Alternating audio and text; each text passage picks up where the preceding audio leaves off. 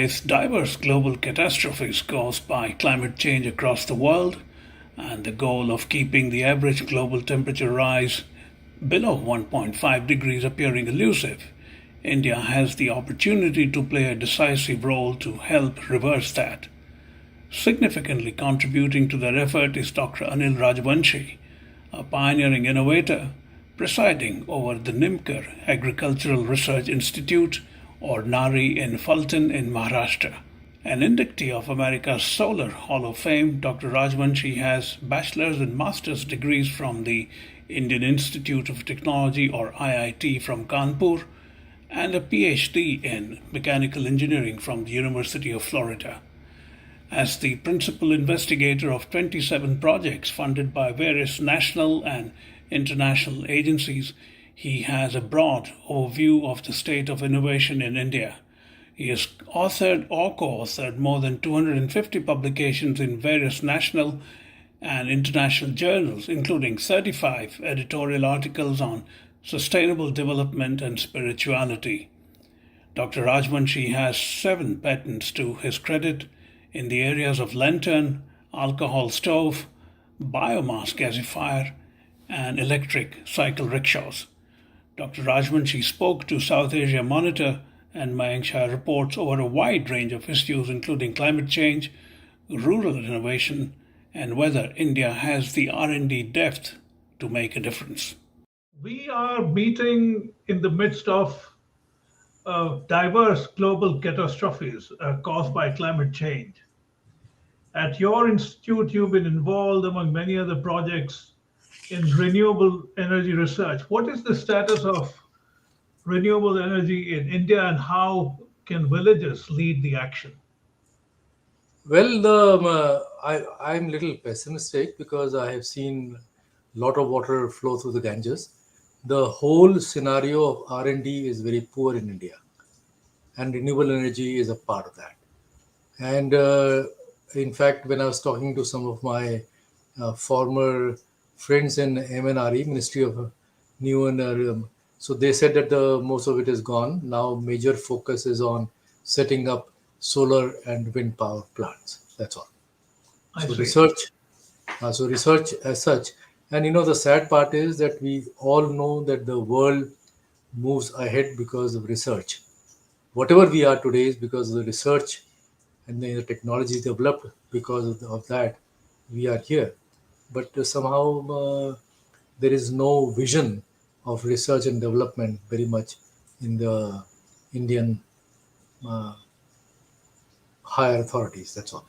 It's always baffled me why it is that India has been so lagging in pure R&D for such a long time.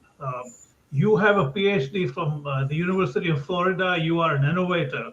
What is your sense of why? Is it a cultural drawback? What do you think is at work here? No, I see. We do wonderful things when we go abroad. Half of the Silicon Valley is owned by my classmates from IIT Kanpur, and Europe. Everywhere there are Indians who are doing fantastic work in R&D and so many other things. It is just the systematic erosion of the ecosystem in research and development that has taken place in this country that it has come to this level. And you think it is across party lines, or it has Yes, yes. deteriorated? Because you see, the question is that who are the see after all, when I was in the United States, one of the top NASA scientists, was my professor. He got the NASA's highest award for Saturn V rocket design. So I used to ask him. I said, "What makes America tick?" And then he used to say, the politicians are same everywhere, but in America in those times, they had this thing that if they set up a committee and if the committee of experts gave a report, then they followed that.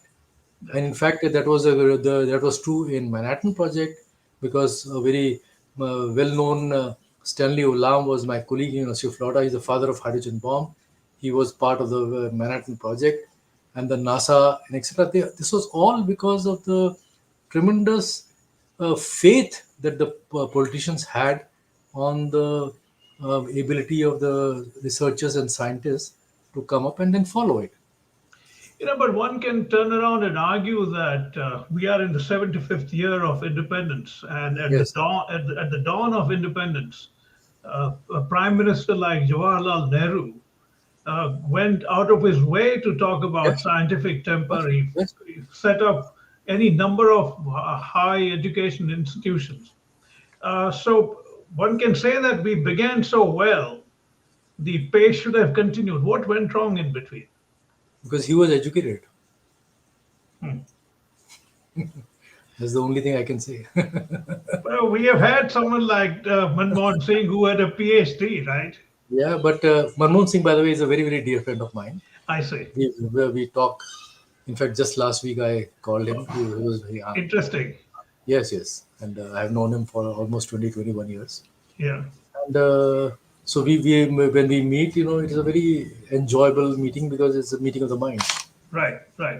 But he worked under a lot of restrictions, and but let's not get into that. But it's just that I feel bad. And then what happens is that you see in America and in Europe, not only the politicians give the push, but it is the captains of the industry who are aware, who have the tradition of research and development. Somehow that has not happened in India because all the people who come into the industry, most of the industries are family owned, so they all MBA, etc. So this is just making money. That's all, Right. and they feel they can buy the technology anywhere, and they can run with it. How would you look at this very strange practice of jugaad that India seems to be extolling and celebrating with such gusto? I mean, I understand that people do jugaad at ordinary levels because they don't have ecological or systemic help, unlike here in the US, for instance. But jugaad as a national attribute is troubling, don't you think? Of course, it is. I have written a lot of the things about against it, and I've talked about it because jugaad is a lazy man's solution. It's a very short term, but for the long term, for the country, we need an extensive, very high R&D. And in fact, I have been talking for the last 30 years, and I was the first one to talk about high technology for rural development. And now everybody is talking about it. Because I always felt that if I have to design a lantern and make it, it should have the same technological inputs as making a Maruti car. Right. In fact, more R&D is required because the resources are limited, the things are limited because you don't have too much of leverage in designing. So you have to really think very deeply about it. Right. So jugaad is an absolutely nonsensical thing. But it seems to have struck roots. People really celebrate that. Yeah, because of the fact that you see most of the, I'm sorry to say that because I'm a free person, so I can say that most of the scientists are basically political scientists. They get their patronage from the politicians, and politicians understand jugaad very well. So they, Yeah. for example, what is the reason for having a lot of money on looking at only at cow urine? Yeah. This is very strange, very, very It is. strange. There are so many problems in this country. There are so many wonderful people, and we don't train. In fact, that has been my pet peeve for the last so many years. I give talks in IITs that I tell the faculty that for 4 years you can't make the students interested in engineering. What type of teaching are you doing? Yeah. They all go to MBA. They say no because of the money. I said no. I am is a product. I'm a product of the same IIT, and I was so inspired when I went to United States about the higher things. And I'm not unique. There must be hundreds and thousands of students like that. Right. From an electric cycle rickshaw to an ethanol lantern and stove, you've pioneered many remarkable solutions. How widespread is the culture of innovation? You already said you are pessimistic on that account. But do you think the younger generation is beginning to see any merit in the kind of work that someone like you is doing it? Not at all. Oh, I have a very tough time The funny part is when I go to IITs and IIMs and I tell the students, they get very inspired Yeah. because it's an interesting story, a very different story. And then they go back to their parents and their peers. They say, "Where the hell do you want to go? Are you ruining your life?" They don't understand that in 1 or 2 years they will learn so much. They can work with their hands. So they just have no understanding, and also the fact that they have never done anything with hands. Our whole education system today is just passing exam, Right. one after another. And the professors and the teachers, they think that that is very easy, and so these guys are simply passing exam right from childhood to the end. And when they are all the time involved in passing exam, where is the time to think, innovate, work with hands? There's no culture. It's a very Yeah. sad thing. No, it is astonishing. You're right. Even when I was growing up in the late 60s and 70s, even I was exposed to things like carpentry and Yes. sewing and a whole lot of other things. But that seems to have completely disappeared. See, as you know, I went to the top institute, IIT Right. Kanpur. That was number one because an American aided. We had a 5 years program. In fact, whatever I am today is because of the education that I got in IIT Kanpur at that time. And we had everything. We made projects out of wood. We made projects out of metal and so different things. And you learn so much. In fact, my professor, because we had to also go through all other engineering, so I took a couple of courses in electrical engineering, and we used to work with transistors in those time, 1968, 69. Transistors were very expensive because everything was imported from America, and we used to burn. And my professor said, "Now please write 10 ways in which you can burn the transistor." Now that was a very Right. eye-opening phenomena. When It you is, do yeah. something with your hand, then you realize. Yeah. Now the guys don't even know the difference between the spanner and a um, uh, the screwdriver. It's very Yeah. very Forget knowing the difference. They don't even know the nomenclature for that. exactly. I was struck when I first started coming to the US. Hmm. Every little thing, if you go to a Home Depot, every little thing has a name. Yes, If you ask a salesperson, you're looking for a whatever quarter-inch screw or 4x4, they know exactly what you're exactly, talking about. exactly. I think I'm troubled because in a country which has the concept of Vishwakarma, Hmm. hands-on work Hmm. used to be celebrated, but I find it's getting looked down upon as the country modernizes and becomes more urbanized. When I came for the first time to this place where it was so horrible that to make a long distance call, I had to sometimes hop on the bus, Yeah. take a 4 hour journey to Pune and make a phone call. Our institute was around 6 to 7 kilometers away from the town. Oh, And when the institute building was made, the toilet, bathroom were kept outside because my father-in-law, who was the uh, initiator of this institute, said that if we have the toilet in the building, then it will smell like nobody's business. So when I came, I found the toilet to be the most horrible. And I have always believed in Gandhian principle, and I'm a very fetish about yeah. toilets and other things. So I sent a note to all the scientists that we will clean the toilets, and there was a major revolt. They said we are scientists. So out of 40 people who were there, only four said we will clean with you. So I put the handkerchief on my nose and I cleaned the toilet, showed them how it can be done. Yeah. And there were only four of us, so I locked the toilet, gave the key to the four of them. And for 2 years, these guys went out in the field and did it. Really? Yeah, but they were not interested in doing it dance. And this is the land of Gandhiji. Yeah, but what is that contempt? Where does that come from? Is it? I mean, I Caste? hate it. I'm glad you're saying it yourself, Yes, but it's so deep rooted. yes, it is. It is. This is not my work. I am I'm really speechless when I keep hearing that. But So, you, so this has been my philosophy of life that I do whatever, and that is the reason why I did whatever it is. I just do things which I enjoy, Right. and whatever it takes to do things, I do it. I Yeah. don't care about others. My classmate said that I was doing a harakiri by going to a place rural. In fact, probably I was probably the first Indian IITian to go to rural India. Yeah. Stuck to it. Speaking of that, your organization, Nimkar, or is it I Nimkar or don't know. Nimkar? It's Nimkar. Nimkar. Nimkar, Nimkar yeah, Agricultural. yeah, NARI as the short form goes. Yes. Your engagement with solar power has existed since 1987, Yes. Because I did my when PhD in solar energy. yeah, when it built what is said to be the world's first solar power plant for the Yes. distillation of ethanol. Yes.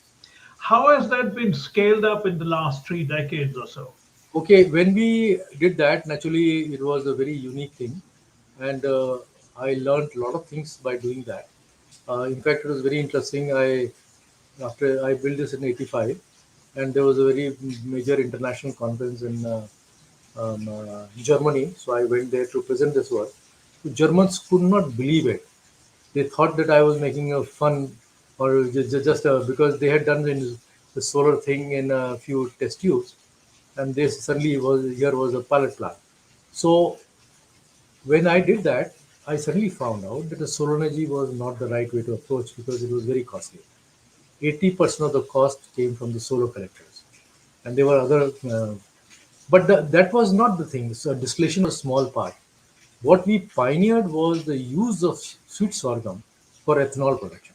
I see. We introduced sweet sorghum in India in 1970s, and at one time we had set up at our institute one of the largest program of sweet sorghum, starting from breeding sweet sorghum, fermenting it, distilling it, and then using it in alcohol stoves and lanterns. And we became the first institute in India to be invited for the Europe Economic Commission. uh, there was a group on sweet sorghum, and because of our effort, we feel very proud that now there are a large number of universities and institutes in India which are working on sweet sorghum, and now government of India has brought again the alcohol, and I think it's a very stupid thing of using alcohol for cars, the 2% efficient car, Right. and we are consuming using a very great chemical called ethanol, which can go for chemical industry, but that's a different thing altogether. Right. So There is a, that we felt very, very proud of it. there is a great deal of political talk about solar power in India. In fact, Yes. there are those who say that it's doing fairly well in terms of creating capacities across the country. What is your sense of that, and how do you think we might compare with China? Well, first of all, I'm very skeptic about some of the numbers. I see. And the numbers that are put, so many gigawatt, we are not sure how much has been actually put on the ground and how much is in pipeline.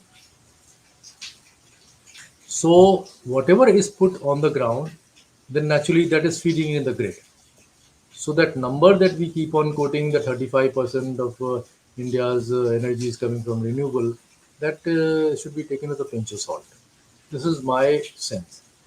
Now, it's a very good thing that, but only two, three players are getting into this big business of putting solar and wind, which is fine as long as it is in the India. Our biggest problem is we don't make the main ingredients of solar and wind in India. The silicon is not manufactured in India. It comes from abroad. So as long as we do not manufacture the basic raw material, there is no point in which we can compare with China. I see. Even today, the solar water heater, the tubes, all manufactured in China. And there's nothing great about it. It's just that we do not have that manufacturing process in this country I see. to do that. So we are just buying all this using a screwdriver and putting it on large scale, which is fine as long as it is providing the uh, energy. Right. India is a solar heaven, as it were. Yes, yes. Uh, why is it that it's not as widespread as it should be? I mean, you're saying 35% is a number that you take with a pinch of salt. Yes, Say, yes, for the sake of argument, that it's 20% or even half that. It is yes. still not a bad number to begin to build No, upon, no, right? no, no, no. But the question is that we don't have any storage. You see, So because the we have so much of power shortage, so whatever is produced is used. right? And in fact, I worked in 1970s in America. In our lab, we were the pioneer in solar energy, and we looked at the storage in terms of the low temperature water heating, and we felt that though the efficiencies may be low, but running an organic Rankine cycle at 70 to 80 degrees Celsius water, we can run the whole damn thing for 24/7. I And see. that is something which I have really pushed in MRI. But I I think like in everything else, we just I don't have the political clout, so it just went like that. It's tragic because if you decide to solarize, as it were, Yes, 600,000 Indian villages, yes, it would be the world's greatest achievement in many it ways. is. It is. And I And keep on telling the people that listen, the world's biggest solar energy collector are the green plants. Their efficiency is very low. It is less than 1%. yeah, But the numbers are huge. Because whenever I talk about these systems like my solar thermal system, they say, oh, it is very poor efficiency. I said, these are very simple systems, modular. They can be scaled up very rapidly. right, right. NARI has also helped create more than 1,000 biomass power plants across Not India. 1,000 biomass, 1,000 megawatt. Okay. Because I think I misunderstood from your Yeah, website. yeah. What are the prospects of biomass emerging as a major source of clean energy? Unfortunately, it has not picked up very much for so many reasons. Now it is picking up because of the pollution. You see, all these residues, theoretically speaking, should go into the soil to improve the soil because the soil in India is in a very bad shape. But the farmers don't have the patience to do that, so they just burn because it is a waste disposal problem. So when I set the national policy in 1990s, we were just 20, 25 years ahead of time. But that national policy allowed all the biomass mapping of the whole country as a part of the Taluk program. So that we felt was a very great achievement because of our work. And then after that, they set up around 100 to 150 power plants of 10 megawatt. So it was around 1500 megawatt. Now, now it is coming up because people are coming back to COP26, reducing carbon footprint. So a lot of these companies who have coal-based fired boilers, they have started using biomass. And the other day I was talking to the because they wanted my advice, the Tata Power, and I said that we should use the co-firing of the coal boilers with biomass. I see. So it will take time for it to pick up, but Okay. I think it is ultimately the competing financial gain that a farmer sees, either giving it to the power plant or putting it in the soil as a soil conditioner. Right. After your bachelor's and master's degrees from the IIT Kanpur in 1972, you got your PhD from the University of Florida in 1979, where you taught as well. Yes. How has that sound academic background influenced the way you have worked on, say, things like renewable energy in rural India? Oh, everything. I learned to do all this thing in the United States. IIT Kanpur education was a very different education because it opened up my mind. But a lot of things I learned from my professor, who was a very, very remarkable man with his hands-on approach. And then there was this Janoon. I did not know a damn thing about anything that I worked on. I did not know anything. I said, I am an engineer and it's a training of the mind. You see, what is missing is people to understand. They get mechanical, chemical engineering, they say that they are mechanical engineers, chemical engineers. It's total nonsense. They don't know anything, they've just passed exam. engineering is a training of the mind. And this is what I learned in America, that when you can take anything, spend time, and you should be able to solve it. And that is the reason why I spend so much time also on spirituality, brain research. Yeah, I do read very dense brain research papers, so to understand what is happening, and then try to correlate the modern brain research with the ancient Patanjali, etc. I see. And the same training that I did in engineering, I apply the same methodology of the science and technology for this. Speaking of that kind of training, I'm digressing a bit, but I would like to illustrate what I'm about to say. There is a very well known professor here called Dr. Bharat Thakkar. He's a very highly regarded reliability expert. Hmm. When our India's moon mission failed, uh, Yes. literally within 2 to 3 hours, he sent me an email saying that there is no way Hmm. that craft could have survived. These are my calculations. And Hmm. they were absolutely precise on the spot. So I did a story for the wire service IANS, Hmm. and there was a great deal of reaction in India because they thought this was a challenge to our national pride and things like Hmm. that. Hmm. But the Hmm. simple fact is, it was a very clear engineering reliability calculation Exactly. that Dr. Exactly. Thakkar came up with. And Exactly. finally, ISRO acknowledged that it's destroyed completely. Why is it that we are not able to take this into our planning and change the way we think?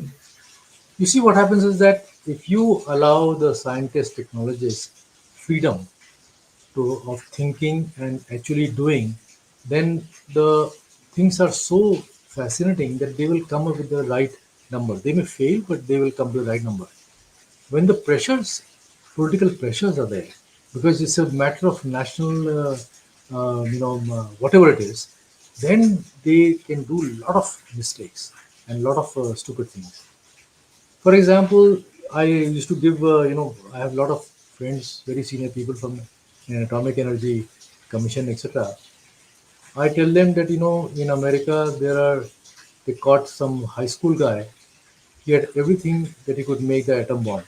You don't require 5,000 crores per year Yeah, budget for a simple atom bomb. yeah. Scalability is one of the biggest challenges for any solution of the kind that NGOs such as NARI works on. How do you resolve that challenge, or do you think the importance of scalability is often overstated in the sense we should be perhaps looking for distributive solutions rather than one big national solution? No, see, distribution or distributive or scalability, it has nothing to do with, the main thing is that ideas should go into mass production or whatever it is so that it can be useful for as many people. Now, just take the case of our electric rickshaw. Now, we are a very small NGO, but we developed a lot of very innovative ideas. Right. They were copied, and today a lot of the electric rickshaws which are running in India, they came from our design, whatever it is. We never got a single penny, but we got this tremendous satisfaction that the idea spread. And so the same thing has happened in so many things. Now, another thing that is happening, and which is what I am now pushing, and that was my Tata talk that I gave, this is startup ecosystem that is coming up. I have a feeling that the innovations that we produce in our NGO, because we are a unique NGO that is a science and technology NGO. Right. Most of the NGOs, are for social and etc. And I keep on telling the government and other people that you should have a separate section for such NGOs. And when we have something like that, then I am trying to push this idea that the ideas we can get people from the corporate, they can work for a year or 2 year in our NGO, look at these ideas, and then have a startup in which the companies can provide the venture capital. So it will be a good thing for them to have a business. At the same time, our ideas will, because you see, what you make as a prototype and what comes out, there's a lot of difference between the lip and the gum, and that is something which has to be looked at very carefully. Right. To broaden the conversation a bit, is it your sense that the stellar record over the millennia that India has clearly shown, it's just a historical fact, has been so cynically co opted into this nationalistic mindset these days that we are more focused on boasting about what happened 1500 years ago or 2000 years ago than rather than building upon that tremendous achievement, be it metallurgy, be it nanoscience, as you see in the Ajanta Ellora caves, the pigmentation that was created. Why is it that we are not building on that rather than just talking about one-upmanship? Because it's a lazy man process. And the other thing is very funny because I write a lot on this. You know, all our scriptures and etc. that we talk about, they came to us in written form 500, 600 years ago. Right. Now, Patanjali, we still do not know because I have written a lot of articles on Patanjali and I have read almost everything on Patanjali. And I just cannot believe that something which was written 3000 years ago came intact till today. When I read Patanjali's Yoga Sutras, I know that there is a lot of input by a lot of people who did not understand. Because there are certain gems in Patanjali Yoga which are really fantastic, just like Einstein. But there are a lot of very stupid things also in there. Sure. So this is what is the problem. You have to read between the lines, take the things which are useful, and not. You see, I have always said that, and I have been a person out of line. When we are very insecure, we try to glorify our past. After all, we should Absolutely. think about that we are brilliant.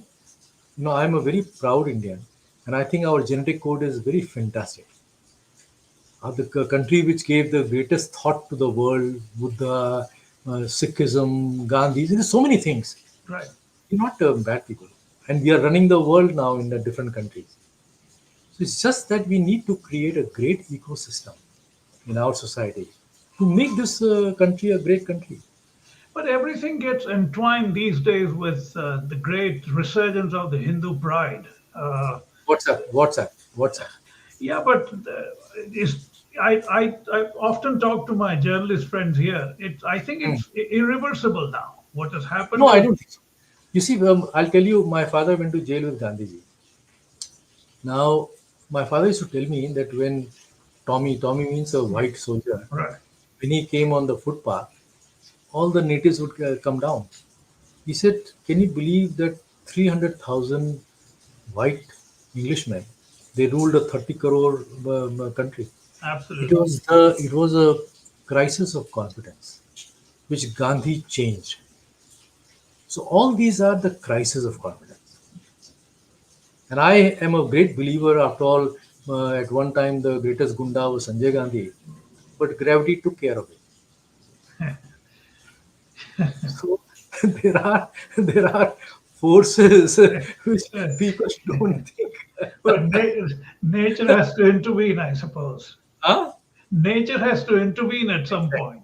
Exactly. So Yeah. I always believe that this is a great country. Yeah. We have great people. And I think absolutely. Conversely, do you think this resurgence of what I call Hindu pride can be built upon in such a way that we get back to the business of doing what India was doing so well for yes, millennia? and that is what I write. I This is see. exactly what I write. In fact, my latest book, exploring the mind of God, how spirituality, how technology guided by spirituality can produce happiness, I see. and that is my theme, because I believe that the essence of India has been the great philosophical thought, not this stupid religion, great philosophical thought. Because when you become spiritual, you are looking for the truth. Right. Truth is beyond barriers of caste, creed, country, anything. Absolutely. And when Absolutely. you do that, then you are honest to yourself and honest to everything else. Yeah. As the world struggles to ensure that the target of keeping average global temperature rise below 1.5 degrees Celsius to avert a complete climate disaster, international eyes are trained on India and China. What is it that you think India can do? You are at the front line of these things. What do you think India can do to ensure that it remains below 1.5? It's not going to happen, but is there any way out of it? Well, you see, I have a little different outlook in this. I look at a thermodynamic point of view. Earth, Sun is a thermodynamic system. Yes, we are measuring precisely the temperature of air. We are measuring precisely the temperature of the water in the ocean, and they are increasing. We still do not know the real reason for that. We call it as earth warming by humans because it provides a huge amount of funding for a lot of scientists. I see. There could be a lot of natural systems because after all the energy that we get from the on this planet earth is from the sun. Then there is also the energy which is coming from the hot earth also. The earth's magnetic field is changing from north to south. Right. The uh, because I did a lot of work in the cloud physics when I was doing my PhD. Oh, I see. Okay. So I know a little bit about clouds, and I was also in contact with the pioneer of the cloud seeding at General Electric, Irving Langmuir. Right. He died, but his right hand man who developed this was Schaefer, and I used to interact with him. Now, clouds are charged particles, Right. and when the Earth's magnetic field is changing, the total amount of cloud cover in this world is same. Where it is following as a rain is different, I see. and this is never factored in the IPCC and other reports. Oh, that's fascinating. And I don't have the neither the if I was young I would have done all the calculation, but not anymore. And I feel that that is something which should be factored in. That's one part. Secondly, I really feel that if you just take the mass of humans, the mass of Earth, the whole structure, we are very very small. Right. I just don't understand how can we affect in such a profound manner. So there are other forces, geological basically, and the sun is giving the same amount of energy. But when the magnetic field changes, then the interaction creates a lot of very interesting things. But the fact that it has coincided with the rapid industrialization of the world and the kind of emissions that have taken place, I think it's perhaps intuitive for people to think that very significantly we have caused it. And so far, the jury says that indeed it's us. I mean, Earth has its own logic, but we are the ones who speeded it up. I remember when I was a student, Walter Cronkite was a very big Yeah, yeah, name. sure. In one of the, I think, end of this news thing, he said that the Dow Jones Industrial Average is directly proportional to the number of rats in the New York sewage. You can correlate anything you want, and statistics is a fantastic thing. Number one. Number two, I feel that irrespective, if it helps us in leading a sustainable life, then that is a very good thing. Right. Because all our pandemics, all our lot of things, and I've written a lot on that in the South Asia Monitor, etc. Right. That these are because of the unsustainable lifestyle that we have. Yeah. And if it can change, then all the force and the power to be. Right. Right. You know, I mentioned Bill Maguire, who is a Yes. very well known British scientist. He says that it's no longer a question of whether it will happen. He says it has already happened. The climate breakdown is with us. All that we can do now is to live around it. What is your sense of that? No, I think it is going to happen because I have shown with my own life. I live in the house. You might like to read how I live for the last 35 years, and I have done a very detailed calculation on the terms of energy and etc. And in one fourth the average energy spent by an American, I live a very sustainable and very emotionally satisfying life Right. and very modern life. So one can live like that. And when you see at Gandhiji, this is what he said that each one of us, when we start becoming sustainable, the world will become sustainable. We Absolutely. don't have to talk about big in meetings and this and that, etc. We should just start with us. Right. This is an interesting segue for me. We are just coming towards the end of the conversation. Gandhi is clearly someone who has been intrinsic to your worldview. Yes. Given India's current political climate and dispensation, how hard is it for you to continue to point out the importance of following his ideas? Oh, more than ever, because I write a lot of articles on him, and in fact, a lot of times, you see, this is his biggest tragedy. Just 2 days back, Supreme Court allowed the showing of this movie, "Why I Killed Gandhi," Right, and there was so much of lies in that movie. And I give lectures now to the school children that this here was a greatest man, and we should read about him. We should read what he wrote. And all this nonsense that comes out in the WhatsApp and the social media, we should really go back to the real books of the independence movement and talk about.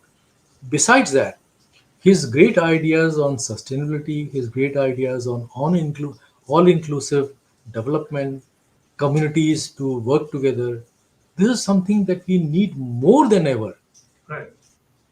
That what when he wrote, and so his sayings and his teachings are more relevant today. His non-violence, these are things which we should Right. be looking at, and we don't read it. We Yeah, just think that he was a very useless person because he talked all the time about non-violence, not realizing that non-violence does not come from a weak person; it comes from a very tremendous strength. true. Interesting you should mention some of those ideas. I mean, I have been following that for a very long time now. In fact, I produced a documentary called Gandhi's Song on Vaishnava Janato. I'll send you the link. Uh, how it is at the core of Gandhi's life. But people forget that it was written 600 years ago by Narsi Yes, Mehta. exactly. My point was about at a time when we are celebrating the rise in individual wealth, there are billionaires everywhere now in India. Here was a man, Gandhi, who talked about trusteeship. Yes, That wealth is trust. I mean, yes, it's not individual; it is shared, communal. yes, Now, an idea like that was radical even then. yes. Do you think an idea like that can be even talked about now? Yes, I gave a very big lecture in June to Tata Okay, Group with the I see. chairman of Tata and 40 CEOs of the top Tata companies. So around 180 people were there, and I was a chief guest. And this is what I talked about. Oh, I said, interesting. you've practiced CSR.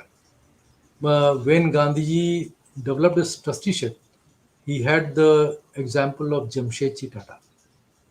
True. People don't understand, know that. So it's a remarkable thing. And Tatas in the early times really believed in that. That whatever money they make, they should really give it in CSR and etc. Today, CSR is very well known, Yeah. but it was practiced by Tatas almost 120 years ago. Yeah. And CSR is legally mandated, right? yes, Yeah. and people are getting around it because now more and more money is going back to the parties and political parties and etc etc. But the real thing is that they should really help the country because that is where the wealth comes from. Right. And Gandhiji, what he did and said was correct. And you should also realize that the Birlas and Bajaj were as crooked as they are today. But it was Gandhiji's great ideas and noble intentions that they got into the freedom Right. struggle. Some people told me that they got into the freedom struggle because they knew that they will have a huge market because of Gandhiji. Yeah. I mean, it's possible, but that is not what Gandhi was driven by, right? Exactly, You exactly, can't exactly. you can't inflict their sins on him. He would use whatever he had at his disposal to achieve the goal of independence. And Mayank, I have written a lot of articles on Gandhiji. I have I a whole would section. love to read them. I'll check it out. I Yes, think there are some links yes, on your website. yes. And also where my writings are, there's a whole section on Gandhiji. Oh, And wonderful. No, I think I'm you a passionate Gandhi reader, and these days it's completely out of fashion to talk about Gandhi. in fact, a But lot of people write to me that it's amazing that you at this age and time you write yeah, about Gandhiji, no, no, it's because I've read astonishing. extensively, exactly, because I've read extensively, and you have to read. Everybody is a prisoner of his or her time. You have to Correct. read between the lines. Absolutely. I The often idea. tell my friends that in 1916, when he came to the Banaras Hindu University, when he started his speech, he talks about how filthy it was to go to Kashi Vishwanath temple. Yeah, yeah, And people are looking at him, why is this man talking about filth? yeah. His point was that we don't want, if we can't handle that, how are we going to handle larger issues? And I talked about Gandhi as an engineer. In fact, that came as a byline in Nature I editorial. see. Oh, I Uh, see. because in 1929, he Mhm. put out a 1 lakh rupee award for developing a fantastic new charkha. 1 lakh rupee in 1929 is equivalent to around bigger than the Nobel Prize It is, today. yeah. Yeah. And a man who people say that he was anti-technology and anti-science, how could he put such a big award for developing the technology? Right, right, And in fact, he set up two committees, and never in the history of India we had a committee where two Nobel laureates were in the committees, yeah, Rabindranath Tagore and C.V. Raman. right. And the committee's main thing was to what goes into jaggery and how we can make better jaggery and what are the ingredients of jaggery. So that's This is really way interesting. back. Yeah. Exactly. Yeah, Exactly. yeah. As I let you go, I want you to tell me what your larger vision for India is at this time, especially when a lot of people despair at the direction in which not just India but a lot of the other countries are going. What is your personal vision that you think can be translated into reality? My personal vision is that I'm very optimistic.